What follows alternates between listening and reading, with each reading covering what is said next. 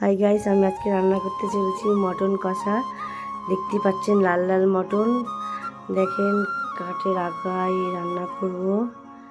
আগাটা ধরে দিয়েছি, দেখছেন হাঁড়ি বসে দিয়েছি। সর্ষের তেল দেব, তেজপাতা শুকনো লঙ্কা দেব, লাল লাল করে ভাজার পর পেঁয়াজ দেব। দেখতে পাচ্ছেন পেঁয়াজ দিয়ে দিলাম। খুব ভালো করে লাল করতে হবে। দেখছেন লাল হয়ে গেছে, মিডিয়াম, একটু লাল হবে। মটনটা দিয়ে দিলাম। দেখতেই পাচ্ছেন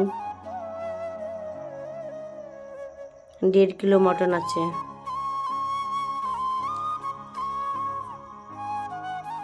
খুব ভালো করে চালাতে হবে। চালানোর পর লবণ হলুদ দিয়ে দিলাম।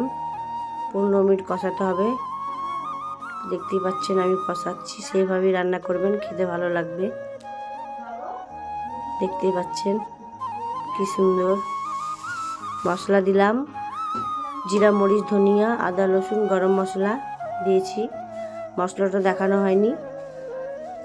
দেখতেই পাচ্ছেন এইভাবেই রান্না করবেন।